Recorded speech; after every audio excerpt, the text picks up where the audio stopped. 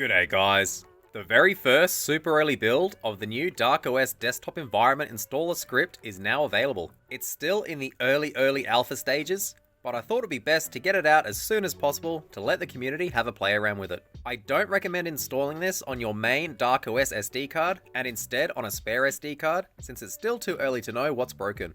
You will need a working dArkOS install on your device to get this working, as well as an active internet connection on the device itself. This does work on clones as long as your clone supports dArkOS, and we will be trying it out a little bit later on our K36 clone. I'll put a link to my dArkOS for clones install video down in the description below if you haven't already set yours up. Before we get to installing it, I just wanted to briefly go over some of the issues I faced when trying to get this working to give you a better idea of why I have done some things the way I have. Also, although I do regularly use Linux on all my servers, I'm not an expert, but I was able to stumble my way through to get this working. So one hurdle was I kept having issues with QJoypad, and after spending around an hour trying to get it working, I eventually gave up and just decided to hack together a Python script which does seem to do the job. One bonus of using this Python script is I can map every button on the R36S to pretty much any keyboard or mouse key. It was also a bit of a permissions nightmare getting everything to load, so while I'm sure something's likely to be broken in dArkOS, I haven't run into it yet.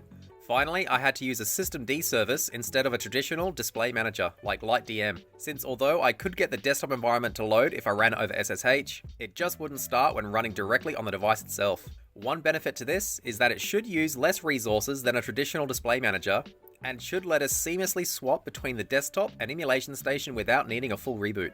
So to get this working, we do need to download and copy over a very small, simple install script. We'll move over to our Windows 11 PC to do that, but since we are just downloading and copying a simple file, you should be able to do it on pretty much any OS. Let's get into it. We're over on our Windows 11 PC now, and to get started, we've just opened up Google Chrome and gone to the Google Drive download link, which contains the simple install script. I will put a link to this down in the description below. If you know a little bit about Linux, you can scroll through and see what the install script actually does and how it works. But we mainly just want to download it, so at the top left, just click the download icon. It'll say it can't scan it for viruses. That's okay, click download anyway. And that's it. Once it's finished downloading, we can close off Chrome and open up our downloads folder. So inside we have our single file, install desktop v01.sh. That is our install script. We just want to copy that, Control-C, go to our EasyROMs partition on our R36S's SD card. Now you can either put it in the tools folder or the ports folder. It's up to you, but I prefer putting it in the tools folder. So we'll go down to tools and paste it in here, Control-V. That's pretty much everything we need to do on our Windows PC. We'll safely eject the SD card and move back over to our R36S and take a look at this new script. We're back with our R36S now, and I have already inserted the dArkOS SD card back into slot 1, which is the one on the right. Before I power it on, I do just want to connect my USB wireless adapter, since we will need internet to finish the install. So I've connected it, we'll power it on.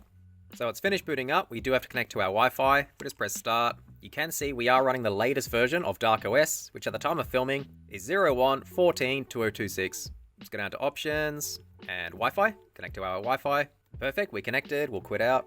And now we'll just run our new script. Go up to Tools, and the script's currently called Install Desktop version 0.1. Just highlight that and press A. Got my nice ASCII art, I'm quite proud of that. It should automatically start installing everything. The entire install takes around 20 minutes, so just be patient, but once it's finished, it will automatically reboot your device. So it's just finished installing, and it is rebooting right now. So now everything's finished installing, we no longer need internet access, but since it is a very bare bones install, and there's pretty much nothing included, I will keep the internet connected, just so we can install a few things. But you definitely don't need internet access to actually load the desktop environment. I think before we start the desktop environment, we'll just try out Mario Kart 64, just to get a rough idea of how well it runs now. I will open the RetroArch menu, go down to Settings, User Interface, On-Screen Notifications, Notification Visibility, and I'll enable Display Frame Rate. We'll close out of this. We'll go into an actual race just to give us a better idea. Wait till the race starts. Perfect. So we're idling around 75, 77 frames a second when we're not moving, obviously. We'll definitely have to keep that number in mind. So we'll quit out of this one and we'll load our desktop environment. We'll go back. So to start the desktop is super easy. Just press Start, go down to Options, Tools, and there's a new entry called Desktop. Simply run that. You don't want to run Install Desktop again, although it doesn't hurt anything. There's no need. Just run Desktop in future. We'll see how long it actually takes to load. So we've got the mouse cursor at 7 seconds, the desktop icons at 13 seconds, and on-screen keyboard at 18 seconds. So it's pretty much finished loading. It didn't take too long. As I mentioned in my last video, unlike with the old dArkOS Xorg project, where you had to wait a good 5 minutes after booting before trying to run the desktop on that, you can launch this desktop immediately. As soon as dArkOS finishes loading, you can go straight into the Options and Tools menu and run desktop. No issues whatsoever. So I think we'll start by going over the controls. As mentioned, I couldn't get the usual Q joypad working, so I ended up using my own Python script. I've mapped the left joystick to fast mouse cursor movement, so that's the speed there. I've mapped the right one to a little bit slower, more for precision. So there it is there. I've mapped L2 to left click and R2 to right click. L1 is mouse wheel scroll up, and R1 is mouse wheel scroll down. Definitely handy for scrolling on long pages. Select is escape on a keyboard, and start is enter on a keyboard. The D-pad is mapped to the arrow keys directly on a keyboard. I wasn't too sure what to do with A, B, X, and Y, so I mapped A to spacebar, B to backspace, X to tab, and Y to the Windows or super key. I am open to suggestions on what these should be mapped to, so if you have any better ideas, please definitely let me know. There is also obviously an on-screen keyboard. I'm just using Onboard. It's a very popular on-screen keyboard. You can toggle it by clicking the little icon on the top right. So move your mouse over to it and just left click. That disables it, click it again, brings it back up. Super easy. It's also worth mentioning I didn't map the function button to anything, since the R36H doesn't have a function button, and I didn't want to make R36H owners feel left out. You can definitely map function if you wanted to though. Before we take a look around what's pre-installed, I think I will connect a USB mouse and keyboard, just to make it a little bit easier to film. So I've connected a cheap USB hub, as you can see. It's got a mouse, keyboard, and the wireless adapter connected. I won't zoom down on the screen using my cheap camera. I think instead I'll do it in post-production. So hopefully you're looking at a nice big picture. So we'll start by taking a look at what's pre-installed. As mentioned, I went with a very minimal install, so as few things as possible. You've got a terminal emulator, obviously. There's no web browser. That is just a default link. You can definitely install one, but we'll go over that a little bit later. Under accessories, there's not too much there either. Multimedia, there's nothing. System, there's nothing. And then settings is obviously all of your settings. We'll take a quick look at display. It should be set to 640 by 480, and it is. Can drag it around. 77.38 Hertz refresh. That is just this panel. There's not too much else to see, so I think we should try and install something. We'll open up our terminal emulator. So to install stuff, we just want to type in sudo space apt-get install, and then the name of the program you want to actually install. For example, VLC. It says it's going to take up around 70 meg.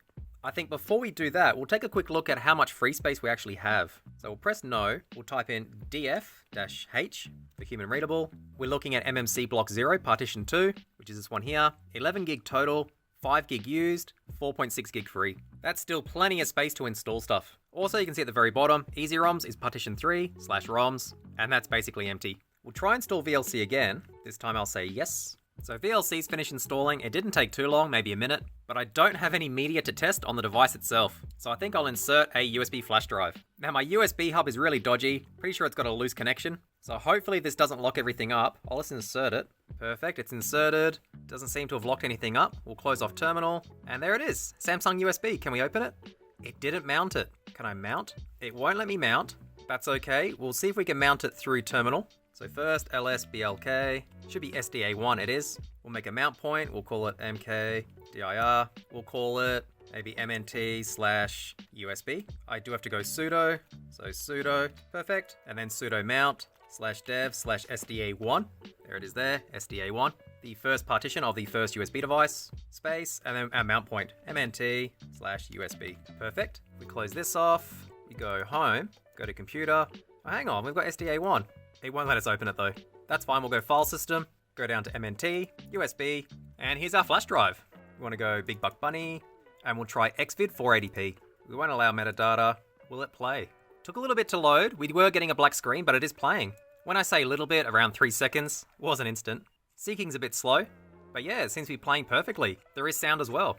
So you could play movies through VLC on this desktop environment if you wanted to, even though there is obviously a built-in video player in dArkOS.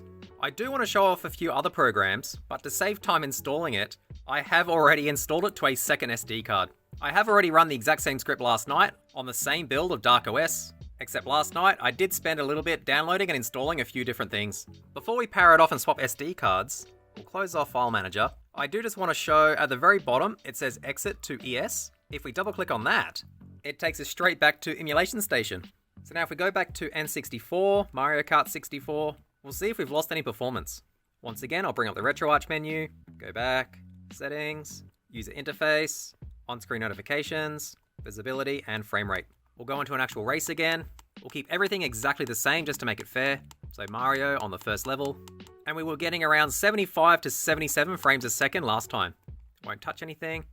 Yeah, perfect. Seems to be pretty much exactly the same.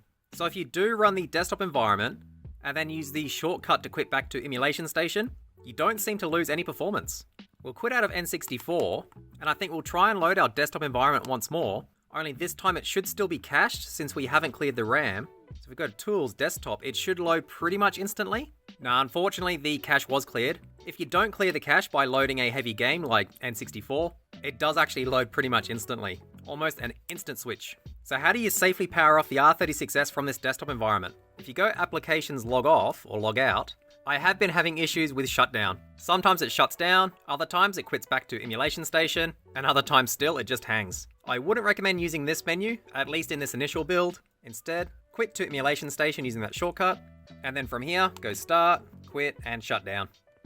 Perfect, now it's powered off. I'll swap the SD card out.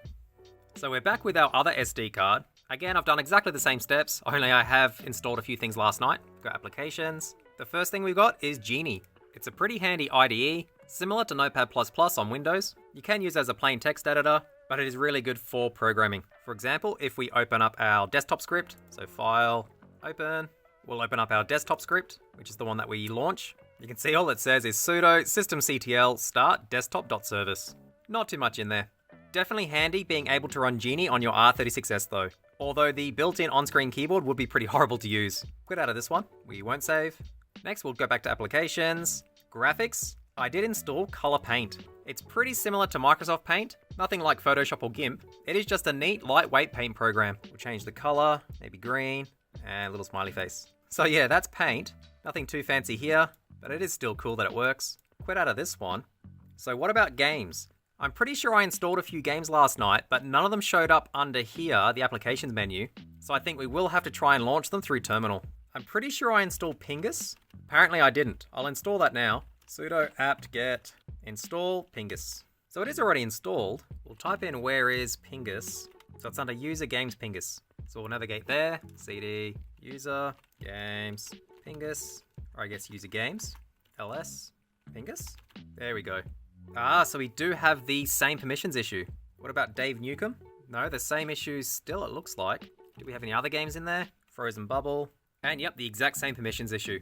So it looks like games currently don't work on this initial desktop install. I will need to look into that a bit further. It's most likely going to be a permissions issue. We had the exact same issue when trying to launch the desktop environment in the first place. So we've tested it on our non-clone Panel 4 R36S. I think I might power it off, change the DTB files on this exact SD card. I won't do another fresh install, and we'll see if it works on our K36 clone. We're over on our K36 clone variant now.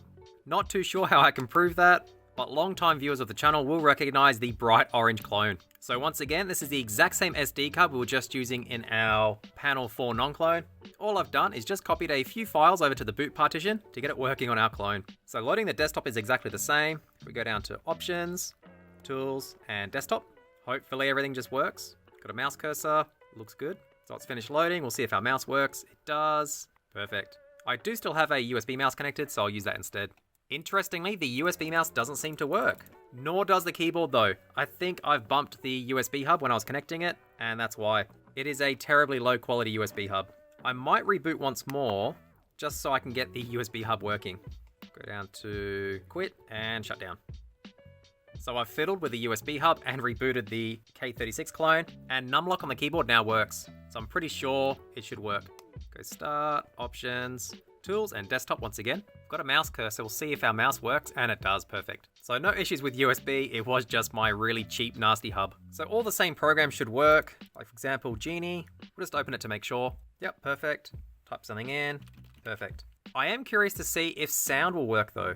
We will have to remount our flash drive. So again, we'll do the exact same steps as before. I shouldn't have to create a new mount point. It should still be there from the last time. So we'll just go sudo mount /dev/sda1/mnt/USB. Oh, it doesn't exist. Fair enough. Sudo mkdir/mnt/USB. We'll mount it. Perfect. The screen's a little bit wonky. There we go. Close out of this. Home. Computer. Interesting, this will be our internal flash. So this K36 clone does have internal flash that it boots from if no SD card's inserted, and that'll most likely be it here. We could obviously mount that and diddle it, but I think we won't just yet. We might save that for a different video and see if we can create a full copy of it. Instead, we'll go to File System, go down to Mount, USB, perfect, it worked, Big Buck Bunny, and Xvid 480. Hopefully sound works. Perfect, it does. No issues whatsoever. Overall, I think this new desktop environment on top of dArkOS still has some use cases, even with all the flaws. And hopefully, after some tweaking and fine-tuning, we can make it even better. This is far from a professional product, and instead is just something I hacked together one afternoon, and then spent another few days refining and cleaning up. Things will break, so I wouldn't recommend you use this as your daily gaming OS just yet, at least until we have been able to test system stability with it installed. Once this gets to a point I'm happy with, I am planning on releasing 2 pre-built, ready-to-go dArkOS images with it pre-installed. One minimal with just the desktop, and another more bloated one with a ton of utilities pre-installed, which would be good for those that can't get internet access on the device. If you are interested in a pre-built image, what would you want to see pre-installed? Please let me know down in the comments and I will try and include it. I'm also wanting to make a separate install script just for programs and utilities for those that have Wi-Fi and don't want to manually install everything through the terminal like we did. If your device is supported, I would still recommend the standalone Armbian build over this. It's always going to be way faster and more stable. I think that'll do it for today. If you have any questions or comments, let me know down below. Otherwise, thanks for watching.